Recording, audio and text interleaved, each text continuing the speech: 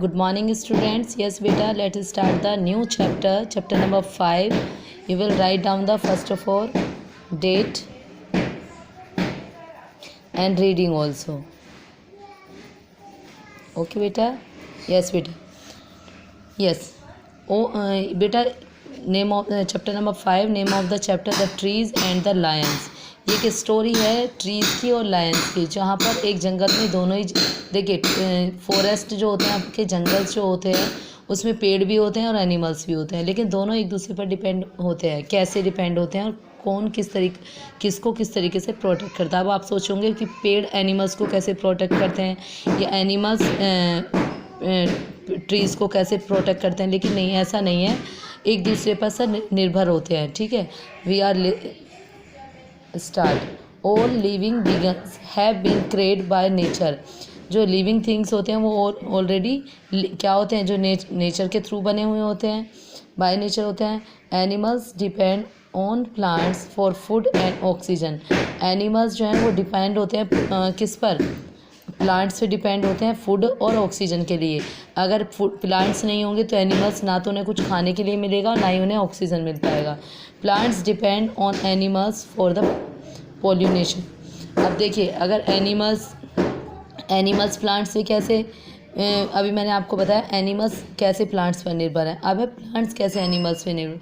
अगर आप एनिमल्स नहीं रहेंगे फॉरेस्ट में, जंगल में एनिमल्स नहीं रहेंगे तो कोई भी लकड़ियाँ काट देगा, कोई किसी पेड़ को भी काट के चला जाएगा, तो वो उसको प्रोटेक्ट करते हैं। ठीक है, तो ये स्टोरी है यही कि एनिमल्स कैसे प्लांट्स को प्रोटेक्ट करते हैं और प्लांट्स कैसे एनिमल्स को प्रोटेक्ट करते हैं। Okay, yes, start the chapter. बेटा take the pencil and you will underline the difficult words. For away in a high jungle there lived two trees that stood side by side। जंगल को underline करेंगे। ये एक जंगल की story है। उस जंगल में दो ट्रीज़ रहते थे। दो ट्री मतलब पेड़ तो काफ़ी थे लेकिन टू ट्रीज़ थे और वो दोनों एक दूसरे के एक इधर जैसे अभी आपको पिक्चर्स में दिख रहा है। दो ट्री थे, दोनों एक दूसरे के साइड बाय साइड स्टैंड थे। Okay, they were very good friends. वो बहुत ही अच्छे दोस्त थे। The same jungle was home to several lions. और उसी जंगल में जो लायंस थे उन्होंने भी, सर्वल को अंडरलाइन करिए, लायंस ने भी अपने उस जंगल को अपना होम बना रखा था। Who use to come to rest in the glade को अंडरलाइन करिए। वहाँ पर जो खुले, ग्लैड मीन्स होता है खुला हुआ, ओपन एरिया। तो वहाँ पर क्या था, लायंस ने अपना घर भी बनाया हुआ था। जो वहाँ का खुला एरिया था, जो ओपन एरिया था, वहाँ पर लायंस वहाँ पर रेस्ट करने के लिए आते थे। The lions hunted other animals living in the jungle and carried them to the glade to feed on them. वो क्या करते थे, एनिमल्स वहाँ पर अपना घर तो बना ही रखा था, उसके साथ साथ जो फ्री ओपन एरिया था वहाँ पर बैठ करके जो भी अदर एनिमल्स को मार करके लेके आते थे वो वहाँ पर उसको बैठ करके खाते थे। The carcasses of the dead animals use to sting a foul smell hung in a air.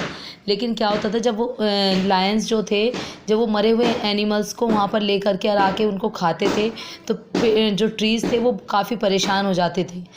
क्यों परेशान हो जाते थे, क्योंकि बहुत गंदी सी स्मेल, बहुत अजीब सी स्मेल वहाँ पर आने लगती थी और वहाँ की एयर, हवा में भी वो स्मेल मिल जाती थी और जब भी जो भी सांस लेता था उस स्मेल के, हवा के थ्रू स्मेल भी उनके अंदर जाती थी।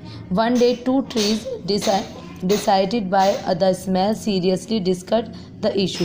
दोनों ट्रीज एक दिन डिसाइड करते हैं, अंडरलाइन कर लीजिए बेटा इश्यूज़ को और डिस्गस्टिंग को। One day the two trees disgusted bye the smell seriously discuss the issues. दोनों ट्रीज़ बात करते हैं आपस में कि इस इशू, जो भी स्मेल का जो इशू है, इसको हमें क्लियर ही करना होगा। The first tree said these lions are polluted our home. जो फर्स्ट ट्री होता है वो बोलता है कि जो ये लायंस हैं वो हमारे एरिया को, जो हमारा रहने का यहाँ ये एरिया है, पूरा हमारा जंगल है, इसको पोल्यूटेड कर रहे हैं, इस वातावरण को प्रदूषित कर रहे हैं। We must drive them out of this jungle. हमें ज़रूर से कुछ ऐसा रास्ता निकालना होगा जिससे उस जंगल को वो छोड़ के चले जाएं। यस बेटा, डिफ़िकल्ट वर्ड्स को अंडरलाइन करते जाएंगे। Yes, agree the second trees जो है वो भी एग्री हो जाता है कि yes I agree with you, कि मैं तुम्हारे साथ हूँ, हमेशा ऐसा होना चाहिए। A wise old trees who was listening to the friend said, जो एक ट्री और था, वो जो ओल्ड था, काफ़ी पुराना पेड़ था, वो उन दोनों फ्रेंड्स की बातें सुन रहा था, जो भी वो बात कर रहे थे। These lions might be polluted the air, वो कहता है कि यस वो जो वो है शेर एंड लायंस हैं, आई एग्री विद यू कि वो हमारी एयर को पॉल्यूटेड कर रहे हैं, but they are keeping us safe from the wooden cutter, लेकिन वो ये भी कहता है लेकिन उन्हीं की वजह से हम सेफ़ हैं, जो वुडन कटर होते हैं। वुडन कटर समझते हैं ना, जो लकड़ी काटने वाले लकड़हारे होते हैं, वुड कटर लकड़हारे होते हैं। तो वो कहता है but they are keeping us safe from the wood cutters, लेकिन वो हमें वुड कटर से बचा भी रहे हैं, क्योंकि जब वहाँ पे एनिमल्स रहते हैं, वहाँ पे लायंस रहते हैं, तो वुड कटर वहाँ पर कोई भी लकड़हारा आ नहीं पाता है लकड़ियाँ काटने। तो वो उन्हें यही समझाता है, no wood cutter would dare to came into the forest as long as these lions are here। वो कहता है कि ऐसा कुछ नहीं है कि वुड कटर जो लकड़हारे हैं वो इस वजह से नहीं आते कि लायंस यहाँ रहते हैं, ऐसा कुछ नहीं है, कि वही हमें सिर्फ डार्क को अंडरलाइन, डेयर को अंडरलाइन करिए। डेयर मीन्स होता है बेटा, यस बेटा, डेयर मीन्स होता है बोल्डनेस, टू ट्राई, कि नहीं वो अंडरलाइन करिए इसको, कि ऐसा कुछ नहीं है कि वो हमें मतलब उन्हीं की वजह से हमारी रक्षा हो रही है, लायंस की वजह से। However the younger trees were too adamant to heed the advice, वो उन्हें बहुत समझाता है, एडवाइस देता है, बहुत प्रेशराइज भी करता है कि ऐसा मत करो कि अगर यहाँ से एनिमल्स चले गए तो हमारी रक्षा करने वाला कोई नहीं होगा, वुड कटर हमेशा आई एम श्योर वो हमें कट कर ही देंगे।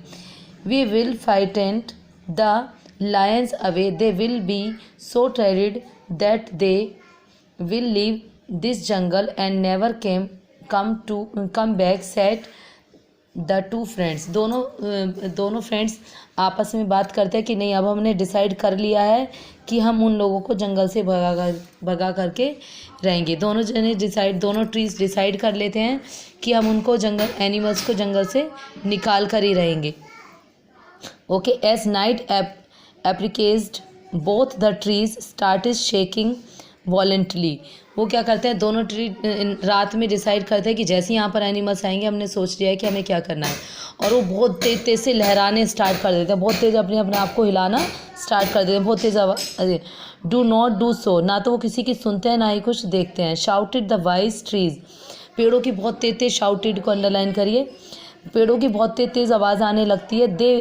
But they did not listen, लेकिन वो किसी की नहीं सुन रहे, आपस में ही बहुत तेज अपने आप को हिलाने लगते हैं। दे begin moving in the wind making arrear noise, वहाँ पर बहुत तेज शोर की आवाज़ आने लगती है। Not only the lions but all the wild animals in the forest got scared by the spectacle, something is happen to the forest, let's us run away, they said and fled from the jungle. जब सारे animals उस आवाज़ को सुनते हैं तो आपस में कहते हैं ना आताफाई सी मच जाती है, सब लोग भागने लगते हैं एक दूसरे की तरफ। तो उन लोगों को क्या लगता है कि ज़रूर जंगल में कुछ ना कुछ ऐसा समथिंग इज़ रॉन्ग, राइट, कि कुछ ना कुछ गलत हो रहा है जंगल में, जिससे पेड़ इस तरीके से कर रहे हैं और हमें यहाँ से भागना चाहिए। और ना कि शेर ही नहीं, बाकी जो वाइल्ड एनिमल्स थे, wild animal in the forest get scared, वो बाकी एनिमल्स भी जो थे उन पेड़ों की इतनी तेज़ हवा सराहट को सुन कर के वहाँ से भागने लगते हैं। The two trees friends were very happy, और वो दोनों जब वहाँ से सारे एनिमल्स भागने लगते हैं, सिर्फ शेर ही नहीं बाकी एनिमल्स भी जो होते हैं वो सब वहाँ से भागने लगते हैं कि जंगल में कुछ ना कुछ गलत होने लगा है। The two trees friends were very happy, और दोनों दोस्त बड़े खुश हो जाते हैं जब उनको भागते हुए देखते हैं कि जंगल छोड़ के अब एनिमल्स सब चले जाएंगे, तो वो दोनों बहुत खुश हो जाते हैं। Now we can enjoy some fresh air, they cheered, अब वो दोनों सोचते हैं चीयर, वो दोनों एक दूसरे को बहुत मतलब अप्रिशिएट करते हैं कि बस अब बहुत अच्छा है, अब हम एंजॉय करेंगे फ्रेश एयर को, फ्रेश मतलब साफ़ सुथरी हवा आएगी। अब जो एनिमल्स थे जो यहाँ पर गंदे जो बाकी एनिमल्स को मार करके ले आते थे और यहाँ पर खाते थे, अब तो एनिमल्स चले गए यहाँ से, अब हम बहुत आराम से यहाँ से फ्रेश एयर के साथ रह सकते हैं। ओके बेटा, यहाँ तक आप लोग अंडरलाइन करेंगे। अभी इसी में से मैं आपको डिफ़िकल्ट वर्ड सेंड करूँगी। You will write down the difficult words and chapter contain. Okay, बाकी का चैप्टर नेक्स्ट डे। ओके बेटा, बाय बाय।